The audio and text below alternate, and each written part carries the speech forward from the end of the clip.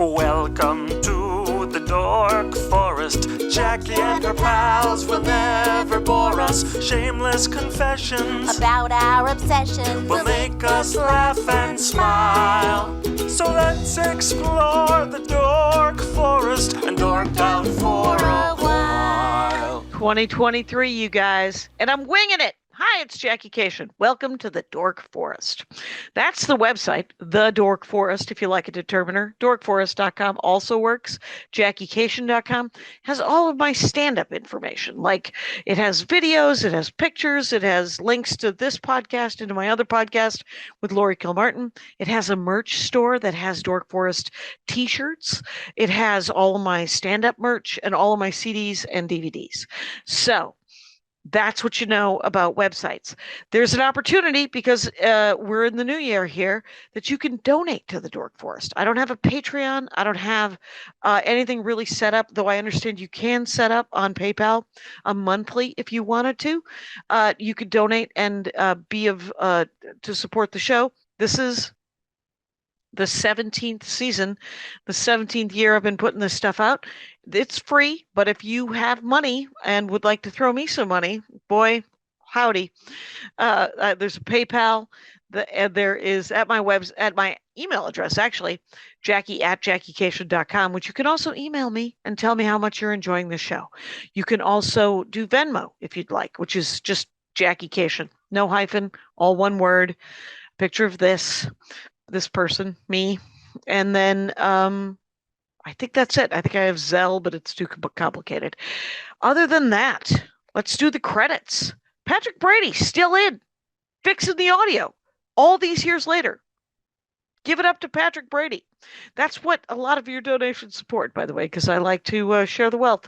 And then Vilmos, he does the websites, and Mike Ruekberg wrote and sang that song, composed and sang that song with his wife now, Sarah. And at the end, he sings the Mexican hat dance, which is always fun.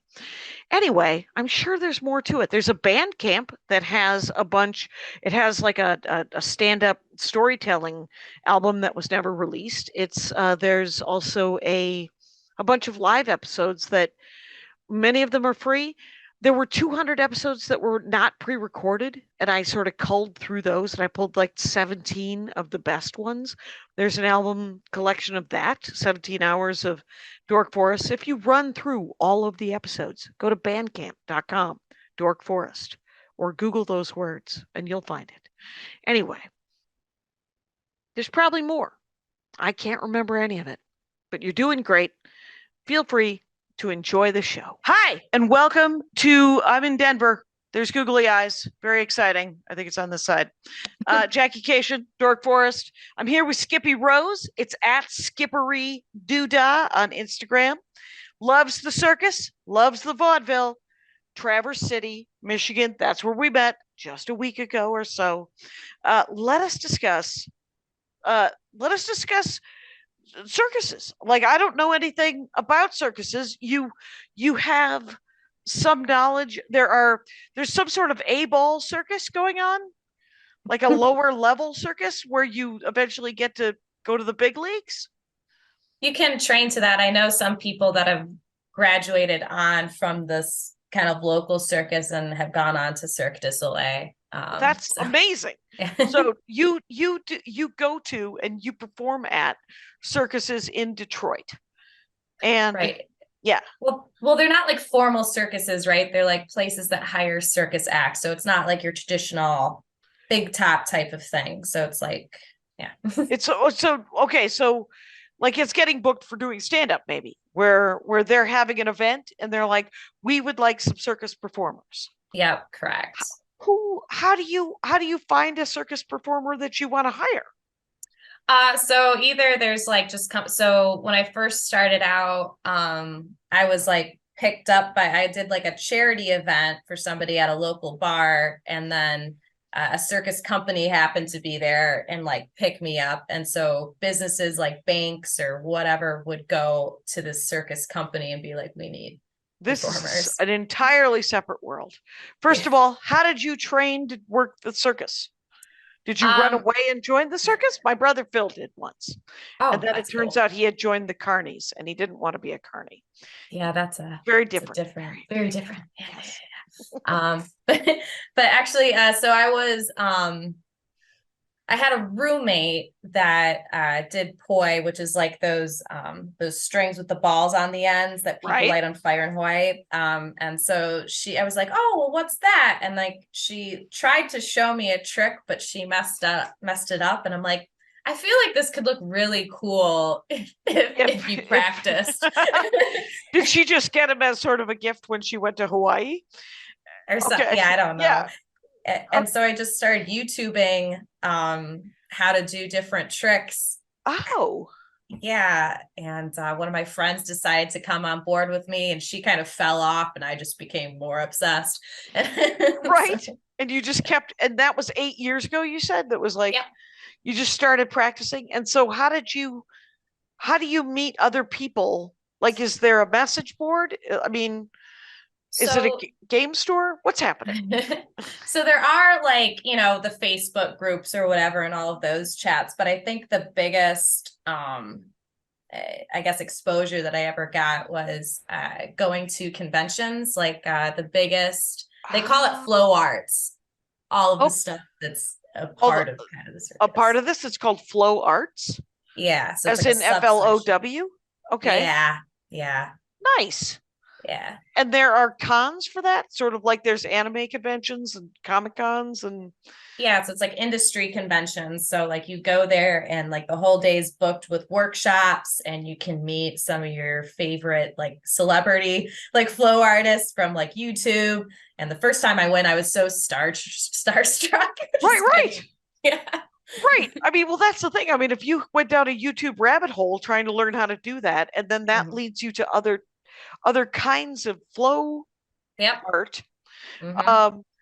So who was an example of a famous, like, one that you got to watch and then you got to see them in person? Did you get to see them in person? Yeah, so there's a guy named Drex, and I think he's out of like Washington DC area, but his videos he's like a very analytical kind of guy, and so he would break down the tricks really well. And I just like was a complete disciple of him for like a year before I went to my first convention. Where was the first convention? Like the middle of nowhere, Ohio. Okay, it was in Ohio. Yeah, I mean, the thing is at like a hotel. Oh, no. We all camp out because we're all trying to light stuff on fire. So it has to be outside. That's hilarious. So did they rent like a public park? Like sort of So it's like just like this private land of these guys that I guess were the hold my beer types. They didn't care. They're just like, come on, let's do it. And so, and how many people were at this convention?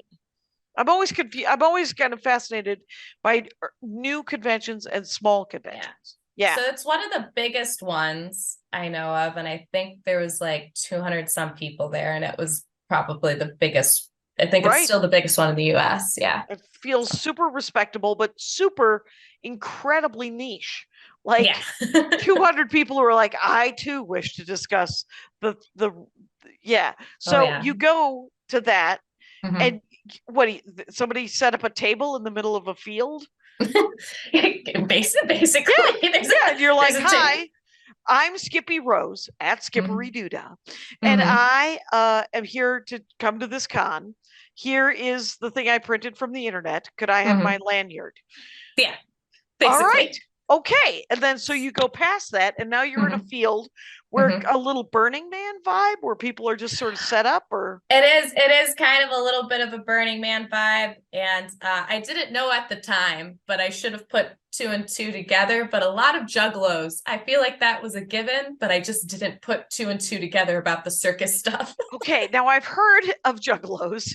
I've absolutely I feel like they're a music thing. Are juggalos a music thing? It's a lifestyle, they would say. I'm sure as well, but do they also juggle? Yes. Yeah, they well, so juggalos are like the disciples of this band called Insane Clown Posse. Okay. And all of them, they're into the clown face paint, and then they kind of got into the circus scene, I think, adjacent. So it just so happens that a lot of Right. them, Once you put on clown face paint, you're going to meet some people who enjoy juggling or yes, enjoy whatever, just painted and walking they on will come. stilts. Yes, Yeah, paint, yes, and there will be some stilts introduced into the conversation.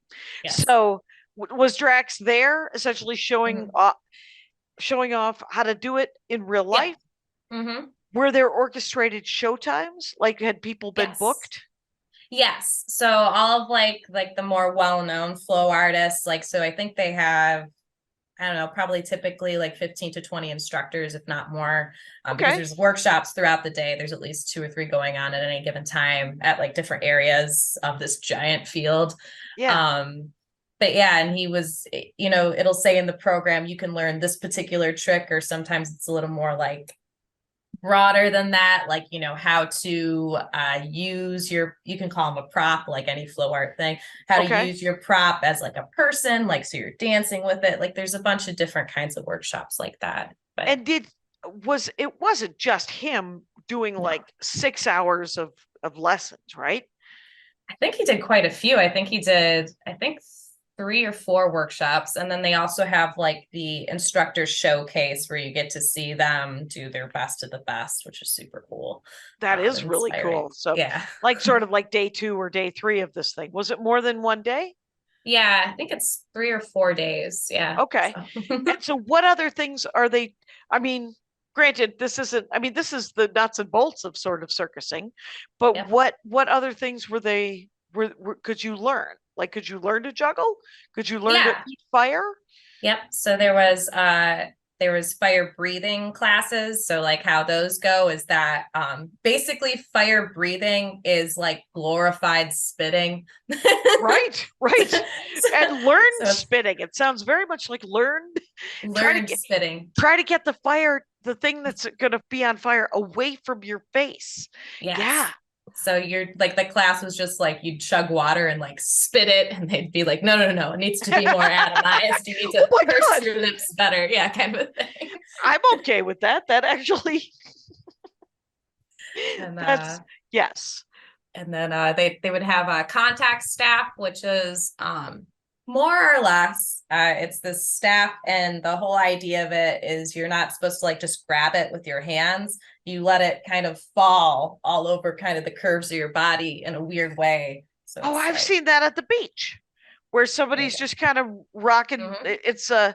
There was kind of a break dancing kind of vibe all right. the first time I saw it, because they're kind of dancing with it Yes. and they're throwing it up. And there's obviously varied degrees of skill at this, right? I mean, Yeah, someone's a just, lot. when I play hacky sack, I am a team player, my friends. Yes. It is not a quality experience. It's more fun than anything else. Okay, so there's what's that called? What kind of staff is that? A contact staff. So Okay. mhm. Do they have face painting? Do they show you how to paint your face?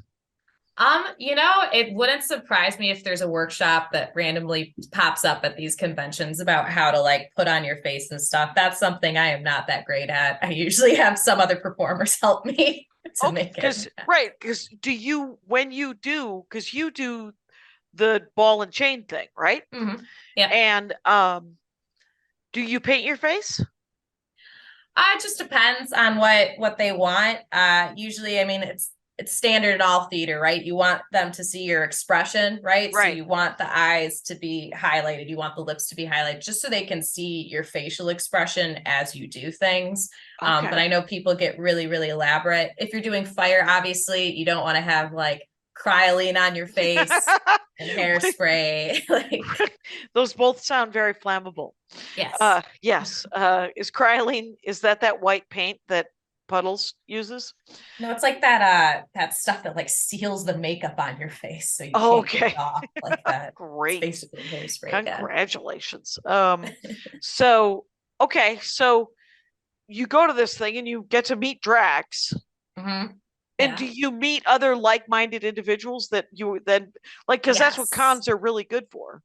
Well, I think also just like some of the best people, I mean, and like I think I would include comedy as part of that, because it's just a community of people that are doing something they love, knowing that more than likely they're not going to make a living at it, but they're going to try their darndest anyway. They're going to practice all the time and devote themselves to it.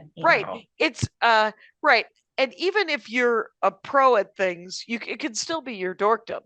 It's just, So like, Carmen Morales was like, the only thing I like is stand-up comedy. Augie Smith, I can only talk about stand-up comedy. I was like, I don't want to talk about stand-up comedy on the Dork Forest. I want to talk about something else.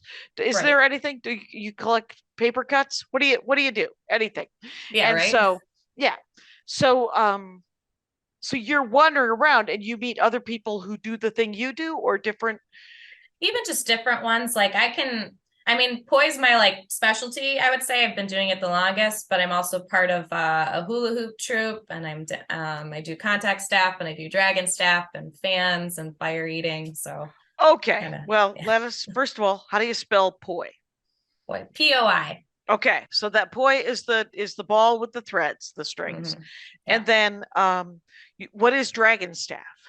So dragon staff, it's like, imagine a staff, but then there are spokes that are coming out of it. So pointy or? Yeah, they're pointy, and typically people have them lit up or on fire. And the reason why it makes that a different prop than contact staff is because basically the force on your skin is going to be tougher, right? Because you have that big spokes. So there's some physics equation to it, but it'll be more sticky on your skin, and you have to move it in a slightly different way to do the same or similar tricks. And it's not, is it the same length as a contact staff? Yeah, it's the same length as the contact staff, aside but from it just has dragon-like spikes on the ends of it. Yeah. And sometimes they're on fire, sometimes they are not. Yep. Yeah. Okay. And do you ever spin it like a baton? I don't, but there's a lot of baton moves that are easily transferable to contact staff and all of that. But like batons, they can move much, much quicker, right? Right. So yeah, it's a little bit different. The length of your staff determines a little bit what tricks are easy and hard to do. Sure. Mm-hmm. And I wonder, does it get easier or harder as it gets longer or shorter? So when it's longer, it moves slower, right? Because that circumference is way bigger. So the longer it is, the slower it's going to move. So, but if you're short like I am, I'm 5'1", so there's only so long of a staff I can use. And if it's super long, people are like, will it ever end? And so people like it fast, Yeah, people do like a speedy trick. So are there also like, so if you, when you were talking earlier about the Masonic off, before the show, the going to the Masons, what is it? A Masonic temple. Okay. Yeah. Temple. And so was this a booked gig, or was it put on by yourselves and then tickets sold? So I've never performed at the Masonic Temple. It's one of my dreams too. But the Detroit Fire Collective, who are a lot of my colleagues, perform at the Masonic Temple.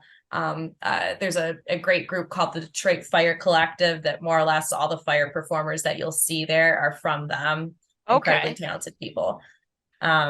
But yeah, the Masonic Temple, it's called Theater Bazaar, the big thing that they do there. And it has a very vaudevillian theme to it all, because all of the aesthetic is kind of like that Dust Bowl era, water for elephants type circus style. I don't know. What's water for elephants? What does that mean?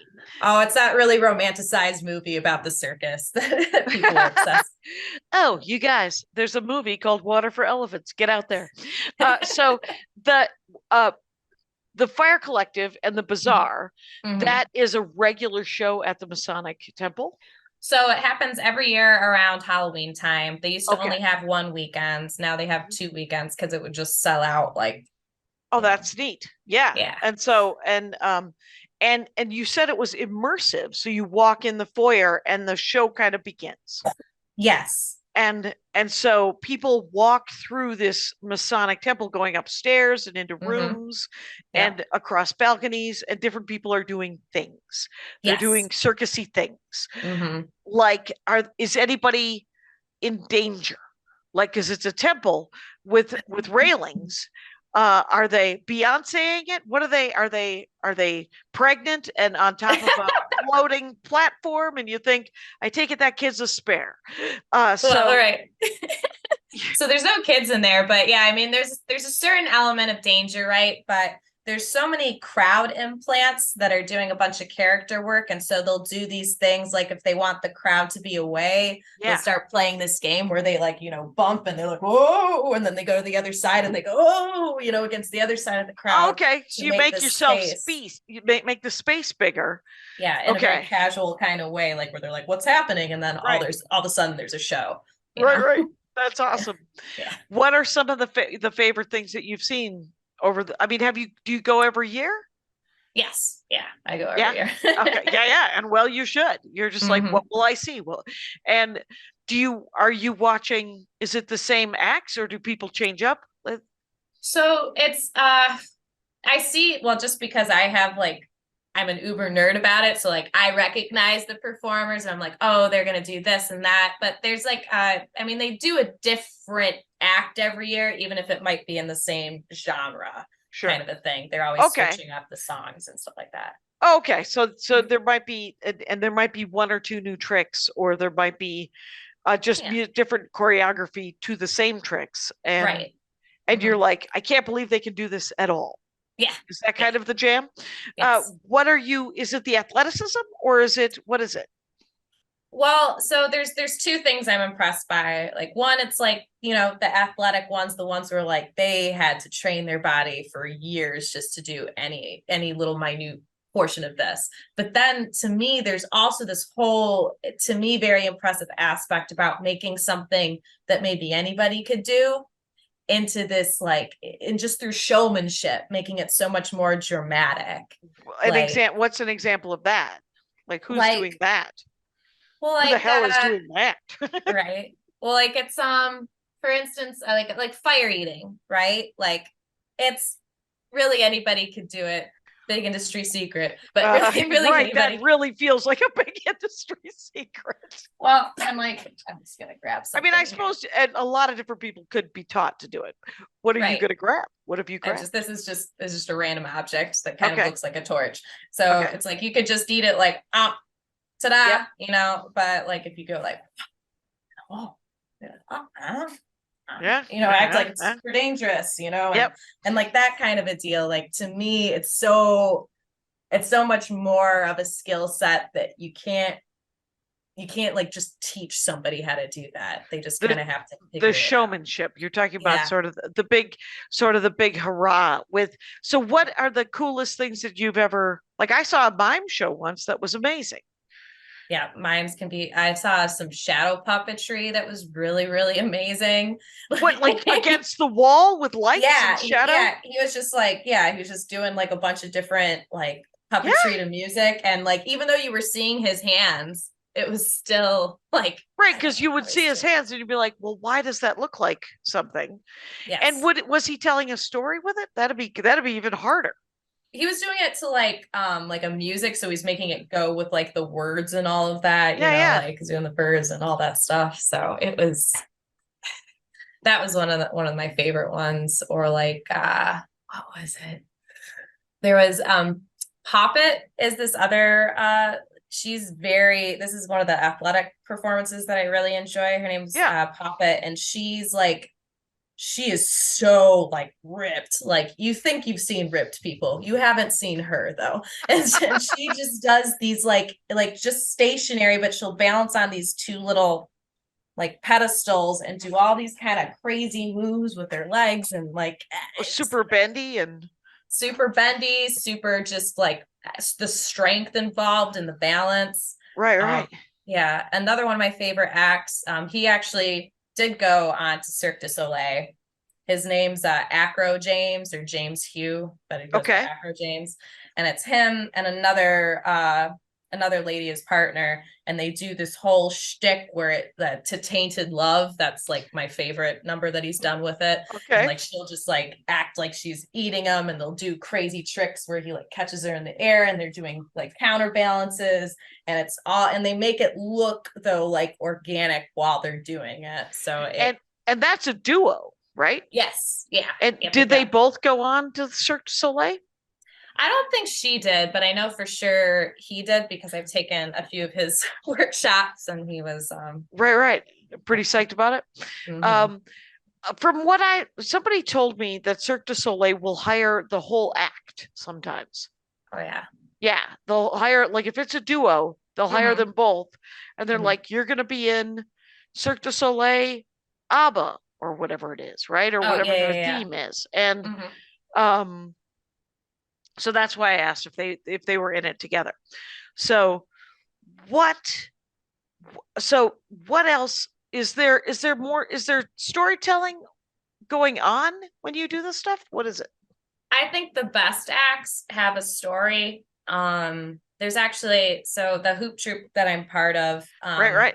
the leader of my hoop troupe, her name's Tyler Klossing. She owns this industry convention called Spin Sanity, and it's hoop specific, but the entire point of the thing is that there's 2 nights where you can go up and say, here's this act I've been working on. You show your act.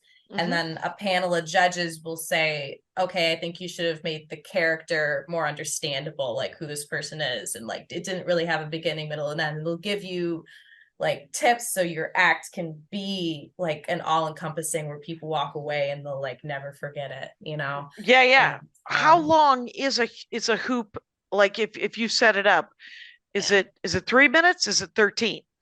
3 minutes. 3 minutes is probably the longest you want to go. It starts to be pretty exhausting. Well, that's why you have the variety show, right? You keep like it coming in and out, but I would say 3 minutes is a solid. Is a good length.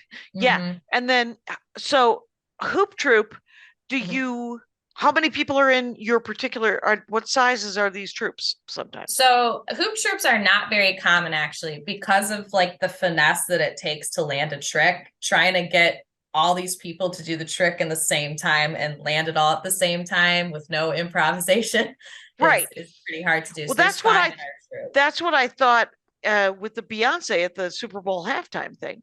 The fact that she had hundreds of dancers that were literally in sync, like synchronized swimming, was amazing. Because I mean, the amount of practice, the amount of rehearsal that took is epic, right? Absolutely. So you have 5 in your troupe. Yes. And how many, what story can you tell with a hula hoop? This is my real question. So we did one, it was our performance, I think last year, where we did Ed Sheeran's Bad Habits. And in that music video, it's about vampires and stuff like that. And so we all started out like, there was a part where like, somehow I ended up on my back, like me and this other girl, and then we got pushed forward, you know, like we're, you know, rising from the dead, you know, we do a little more. There was one, and then like when the sun rises up, we did like some boot tosses to make it look like the sun went up, you know, and then at the very end, right, like we're all like scatter because the sun's coming for us. And so I had to like leap off the stage and like scurry underneath, like, you know. That's awesome. Yeah. And how many hoops how many hoops do you own, and how many hoops do you work with, and how many of them I mean, this sounds like it could be an expensive hobby. So hoops, so hoopers in general, well, I guess all flow artists, but hoopers especially have at least, I don't know, 20 hoops. If they've been doing it long enough, they get like very obsessed about having every single hoop they've ever wanted. I only have like 8. That's considered modest. Like modest. It's an early hoop. This is an early hoop dorkdom. Here's my question: how big are the hoops? Are they normal? Like when you go to Target and you get a hula hoop? Well, so you want different sizes for different things, right? So if you're doing a lot of like, they call it on body, so your typical what you think of when you think of hula hooping, a bigger circumference is better for that because of the momentum. It'll help you keep it up. You want smaller hoops if you're doing what they call like doubles, with the different moves, or if you're more doing off body stuff. Especially because a lot of the tricks, they kind of hinge, I guess, pun intended, on like your body geometry. So you don't want it too big, for certain tricks. You don't want it to slip off or slip on to different body parts. Is that kind of? Yeah.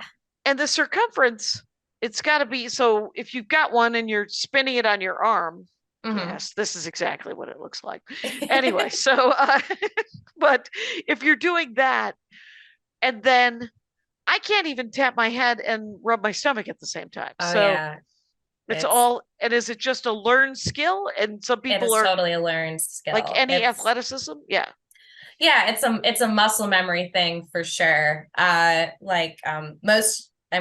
think all the girls in my troupe can do, it's called a three, like a body split. So they can do like your neck hooping with your chest hooping, with waist hooping, with leg hooping, like with one leg out like there. Yeah. So, and I am not that great. But I think it's learning. It's how much time you have to practice and interest in it. And then of course, some sort of natural aptitude, right? Well, yes and no, because I couldn't waist hoop, I feel like the majority of people for so long. And so what I did is I just had a hula hoop that was in my living room. Okay. And whenever I walked past it, I would just try and do it for like 10, 15 minutes, and I would just do that like every time I walked past it. And eventually, for whatever reason, it clicks. It finally, you're like, I have to keep repeating this. I can't make it go. A hula hoop, have never been able to do it. So that is interesting. Now, when you say you pass the hoops, is that so that that's kind of cool that that's the sun coming up and there's a story there. Who does the choreography? So Tyler does it. So that's our leader, and she's an incredibly talented choreographer. We could not do it without her. But yeah, that makes perfect sense. Okay, so there's hoops, and now do you do the choreography for your own on fire balls and chains? Yeah, poi, that's what it's called. Okay, and what's the story there? How long is that routine, and how do you choose what to do? So I guess I tend to, when I'm doing it, think about where the hard beats are, because people really like when like a certain move syncs up with the first run I ever did was for it was like a bank that hired like a hot theme for their convention. I know, super corny, all the corny, like all the corporations in all the world, right? They're trying to be cool and failing, but sometimes cool things happen when, like, I've seen some up close magic at some very lame events where I'm like, I still don't know how he did that. That's amazing. Yeah, I did it to Ellie Goulding's Fire, we can light it up. So, that was the first one I ever really choreographed and was done for like a really big audience. But I always so for the up part, I made like up, to the different to the beats of the song. Yeah. And so that's where I'm more where my head's at. And again, because it's pretty tiring. And also if you have it on fire, there's only so long those flames are going to last. So 3 minutes again is about as long. Yeah. Okay. And so you're spinning them. You're knocking them together?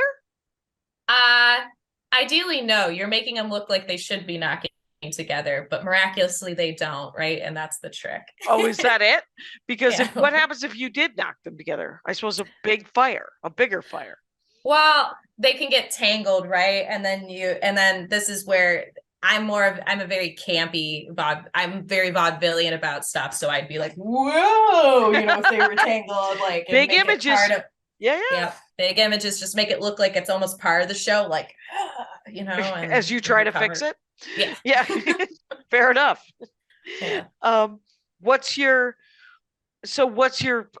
you made have you choreographed several different, like when you're asked to do it, do you have kind of a different set that you could do? Yeah, because I've been doing poi for so long, it's a little more, I can freestyle it a little bit more if I know the song well enough. Okay. I might throw in, depending if it's like for my peers, right? I'm gonna practice that way, way more because they know how hard the tricks are, right? So Right. it's like, okay, I should throw in this one and make sure I can get it. But if it's for what we call muggles, why wouldn't you? Why wouldn't you? Right. Oh, for people that don't hoi know. polloi, just the Hoi. peanut gallery. They're just sitting around. Bunch of Yeah. muggles. Yeah. Yeah, exactly. There's certain tricks even that are like, if you do them in front of like your colleagues, they'll be like, "What are you doing, you lame-o?" But like, Right, you know, they're it crowd pleasers. Right, you phoned it in. It's Right. Exactly. that is awesome.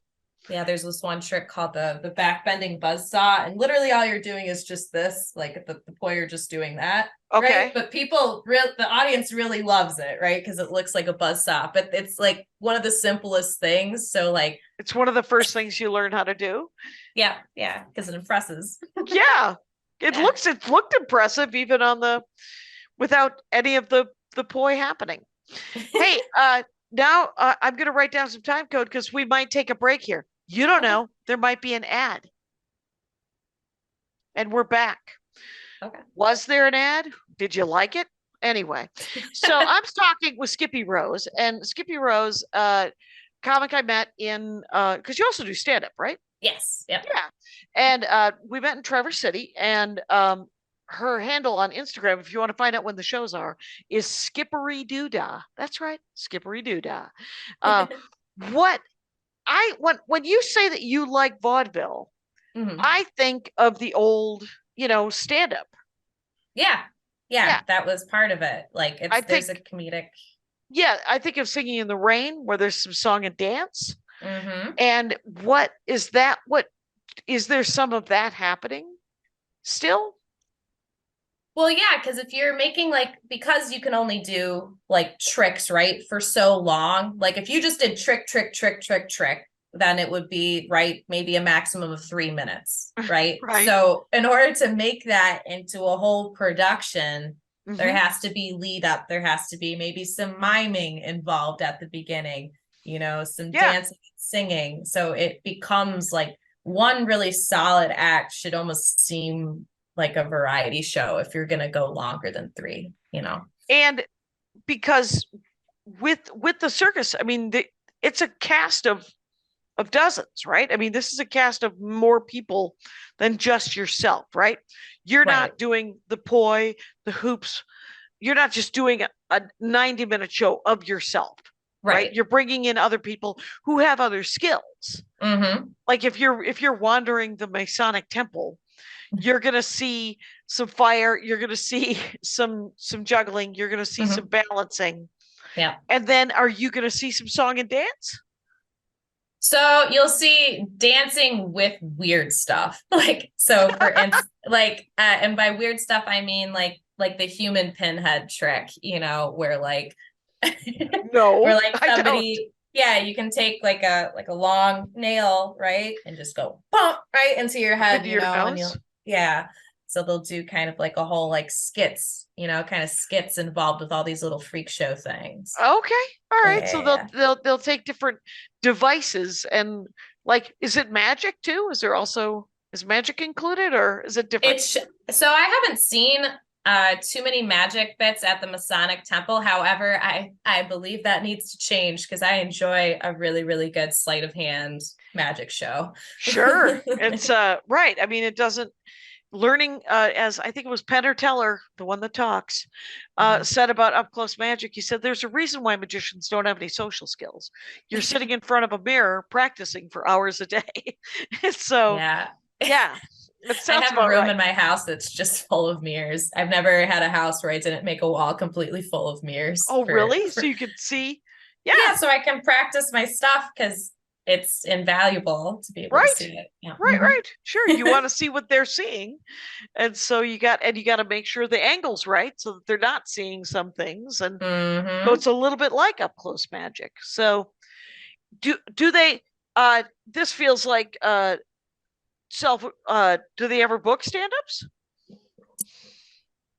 They don't, but they will book like you as an MC, right? So Okay. you'll be like doing a little bit of stand-up, especially for the burlesque shows, right? They'll usually Okay, so they'll have bring burlesque into it as well?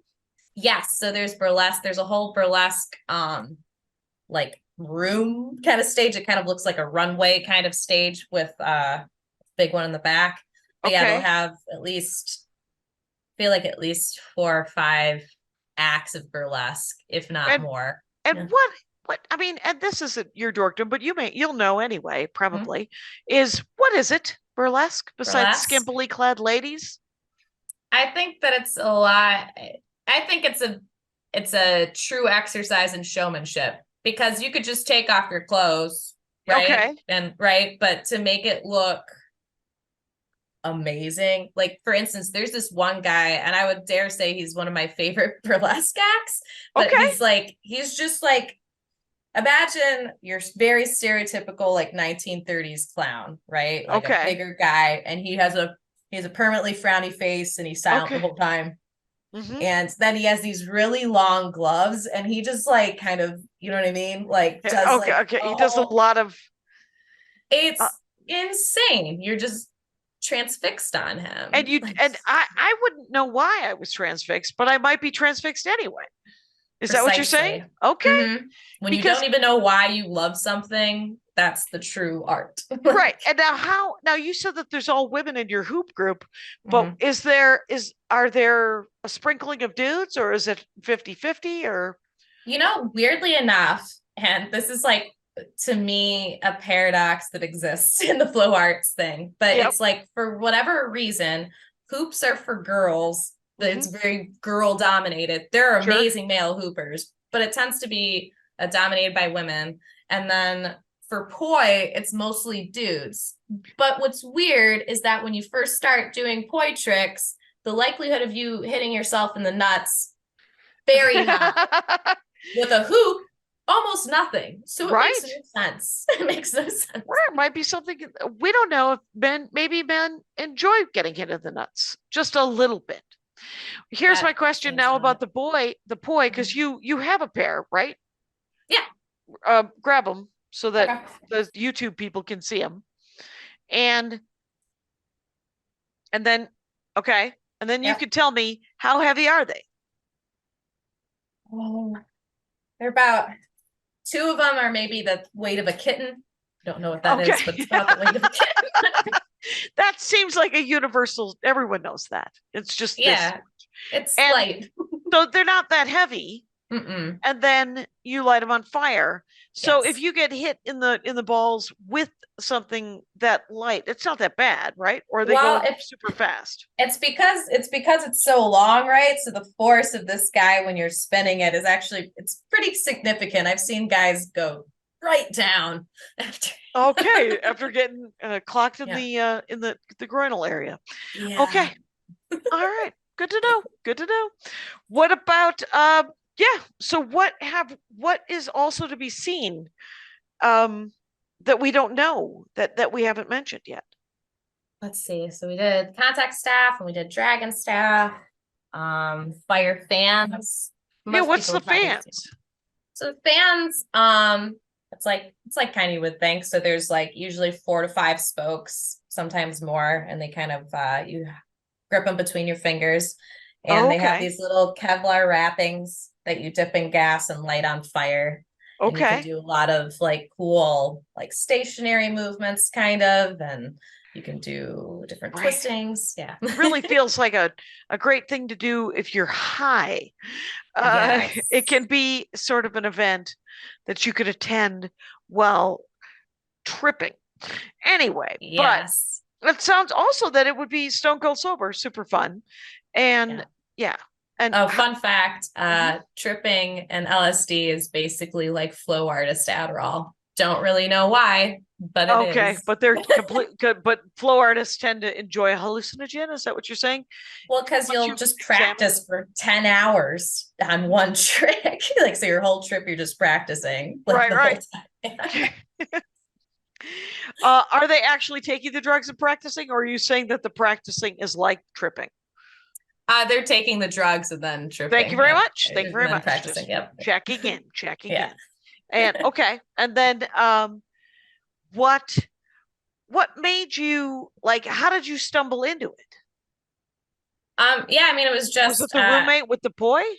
I mean, I was very like a loner about it. Like Yeah. I learned from YouTube, and then I went to my first convention completely by myself. I didn't know anyone there. Oh, good. Yeah. And That's a hard step to take. And yet there's nothing more friendly and accepting than one of those conventions. yes. Because people are like Gen Con in Indianapolis Mhm. is a board game convention. Mm. And it's literally the only convention I've ever been to where there's not a lot of panels. It's genuinely 60,000 people looking to play a board game. Oh, Right. that's- So it's the friendliest thing in the world. And you can Yes. sit down and play a board game, and then you find out you don't want a board game with some of these people, like you Mhm. do in life, where you're like, oh, that guy's a little too competitive. Oh, she's a cheater. Mhm. And you're like, okay, well, I'm not going to stay at this table. Turns out there's 999,000 other people.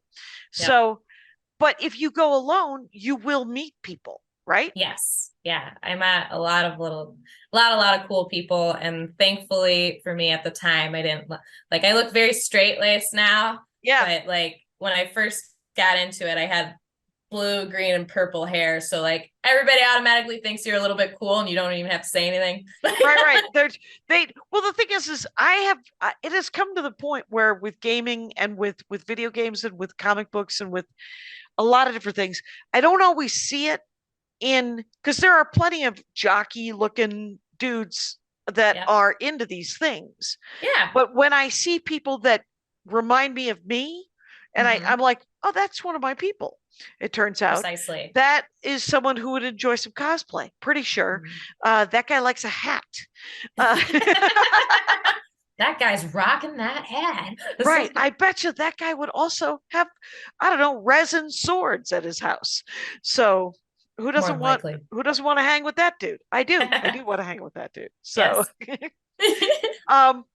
okay, so 8 years. And when was the first convention you went to? It was after I had been in it a year, so like 7 years ago. God, Okay. jeez. And so during lockdown, what did you Zoom with friends? What did you do? So during lockdown, we got together, at least me and my flow artist friends, we got together outside a lot. Yep. You know what I mean? Mhm. Because you have to do fire stuff outside anyways, so it ended up working out for That's us. so true. Right? You were already kind of hooked up, and so that actually probably saved you socially Yeah. during lockdown because it was super isolating. It was very Mhm. stand-up comedy. I literally would just do Zoom hangs Yeah. where I'm like, I'm gonna make lunch to the text thread that I'm on. Does anyone want to log on and chat about what you watched on television today? Right. So yeah. But it did change. I will say that COVID changed the dynamic, like where because I don't do this for a living, my circus stuff, right? I do it because I'm really passionate about it. And so, but during lockdown, right, all those gigs dried up. So the people that actually did it for a living all of a sudden could like barely support themselves. So it was kind of like this weird unspoken gentleman's agreement after everything started clearing up. That the people that didn't need it to do it for a living would like kind of step away and like let those people take the Make gigs some money. Yeah. Mhm. Because you do some gigs. Like you do make some income. It's like when you first start doing stand-up comedy for money, it feels like found money. Yes. You're just like, oh, I'm clearly going out to lunch. Oh, I can buy that weird book I've always wanted, Right. That kind of thing. So sorry, I'm in Denver, so I have no oxygen. Oh, you're right. But yeah, so I haven't done any gigs, like paid gigs, since COVID lifted. Oh no. So I miss it, but at the same time, I'm like, well, I have stand up right now, so there's not really a lot of room for other stuff. And then I still have my hoop troupe, so I'll always do that. Yeah. Right, and so it's sort of like it's a class or it's a rehearsal that and it's a place to learn new skills. Mm-hmm. And then do you also go to your room with the mirrors and practice the rest of it? Yeah, I still have my like white whales of tricks that I've been trying to get for years. I'm like, one day, like one day.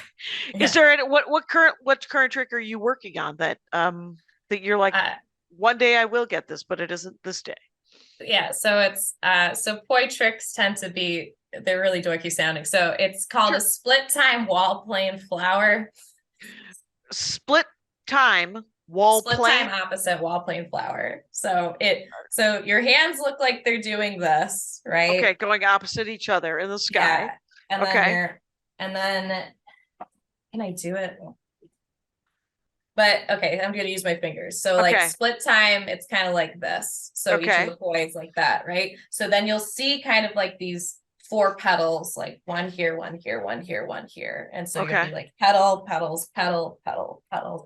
And I can't quite get it because you have to cross your arms in a certain way to get it to work. And so I can maybe only do it like 1 round, and then I'm like, oh, and then everything gets all tangled up. Yeah. And so the timing has to be right. And you're trying to sort of hit those 4 points of the clock, right? The northwest, south, east. That's not how anybody would say that. But are you hoping in the timing of it that it'll do sort of an infinitesimal pause when it hits that? When you're perfecting it, right? Those are the things you start focusing on. But I'm even just trying to get it to like to do 2 in a row. Yeah, you'd like to do 2 in a row, and then you'd like to do, because when you do hacky sack, if you start counting, you're doomed. You're just like, how many kicks can I get in? How many kicks can I get in? And then you're like 12, and you're like, come on. Right, you start with the 1. Yeah, but you got to start with the 1, and so that is fascinating. Okay. Yeah. So have you since lockdown got lifted, do you go to a fair number of shows, or are you just mostly working on stand-up? I'm mostly working on stand-up because that's like 4 or 5 times a week, right? If you're trying to do it. right. Because I mean, if you can get 4 or 5 sets a week, you can really work on those jokes. And do you think that you could integrate them eventually? Because I think that everyone always asks me that. Bill Bouchard, like, he's like, call me when you have an act that combines the 2. He's like only going to go to that one. Who said that? Bill Bouchard. Oh, I don't know. Is he a comic? Yeah, he's a Michigan comic. Okay. But I have like a bunch of corny jokes, but that's it. Right. And he will be surprised when one day you're like, I am working on my physics bit while I do this thing. You're just like, I don't think you guys know about Mars or whatever. Ooh. And you could.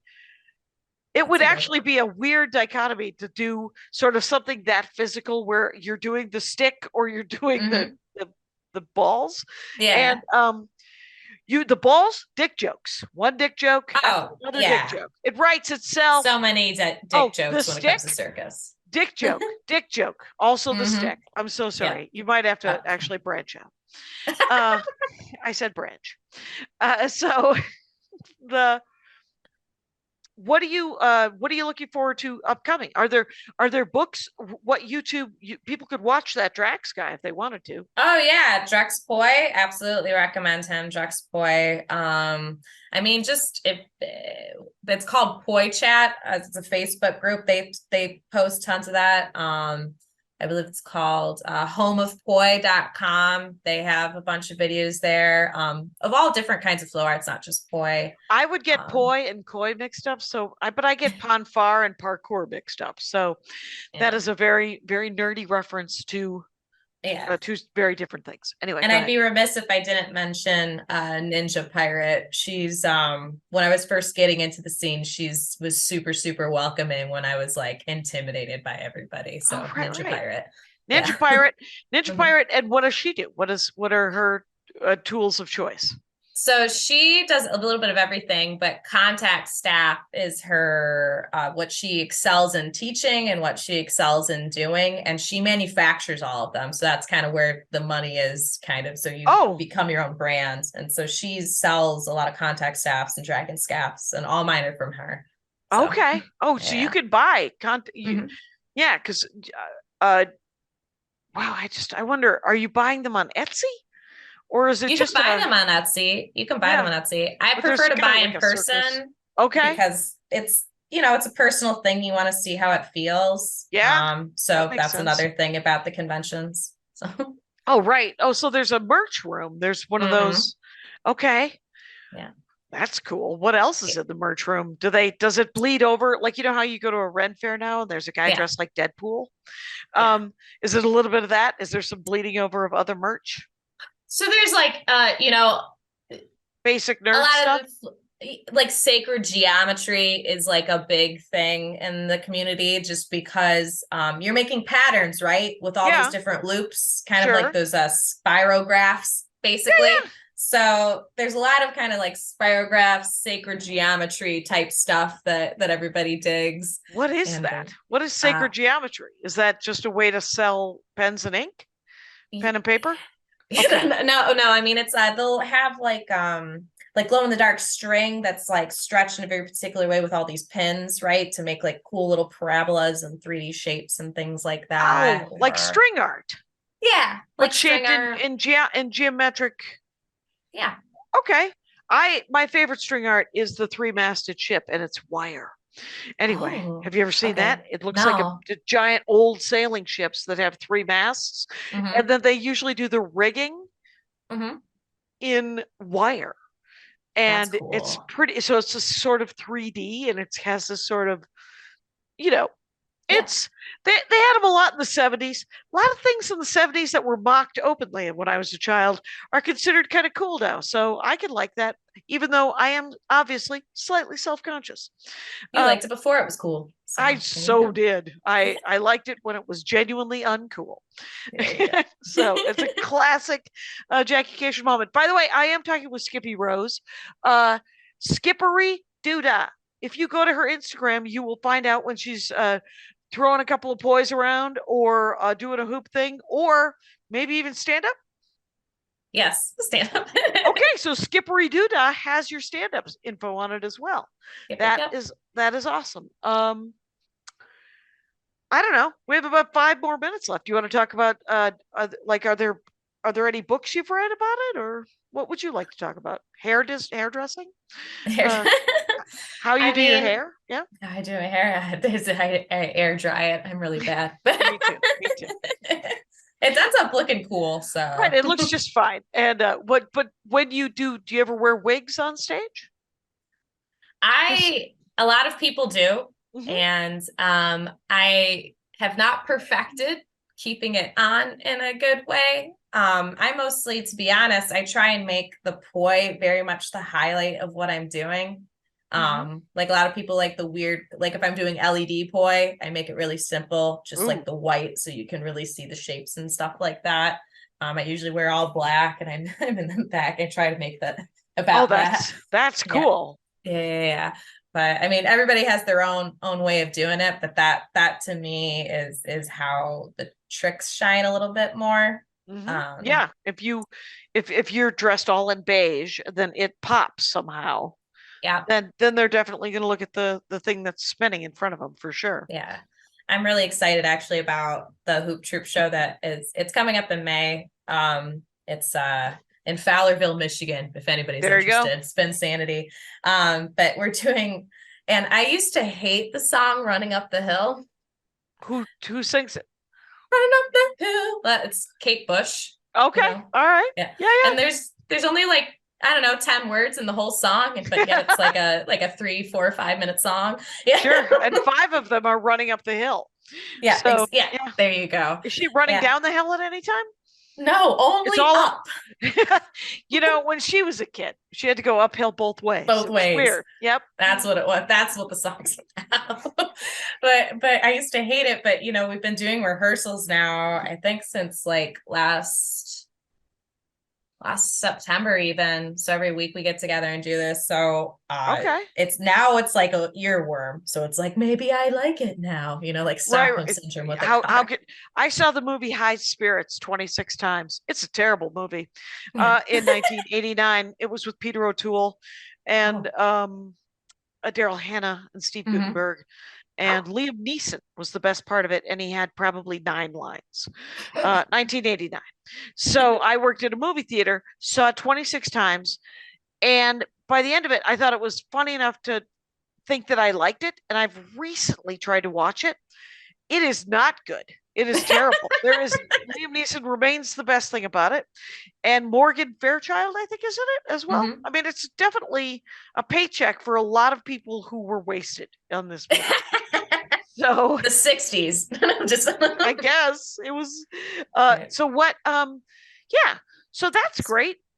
Yeah. So, but anyway, it's like I'm really excited about the performance because basically she's made it so that all the hoop moves kind of almost look, because she has a karate background too, so she's chosen to make it into like this kind of cool sci-fi fighting type choreography, and we're all going to wear outfits that kind of look like Tron, like with the black and white, and then the hoops are going to be like this like bright fluorescent color, and so they're going to really shine like kind of swords, you know. And that's in May. And what's it called? Spin Sanity. Okay. Or Spin Hula Hoop Convention. Right. And you guys do that. We're real close to 1 hour here. I think that kind of nails it. Well done, Skippy Rose. I have had a delight learning a little bit about circus stuff and a little bit about vaudeville stuff in circus stuff. My name is Jackie Cation. You've been listening to The Dork Forest. You've also been listening to Skippy Rose at Skippery Doodah. Go to her Instagram, figure out how to watch it in real life. And thanks so much for doing the show. Thank you. Thanks for having me. And Rangers, you know the rules out there. Take care of each other. My hat, my hat, my hat. They're dancing around my hat. My hat, my hat, my hat. Well, what do you think of that? If it looks like a Mexican hat dance and it sounds like a Mexican hat dance, it's most likely a Mexican hat dance. So take off your hat and let's dance. Yay! Oh my God. Why don't we just call that as the end of the show?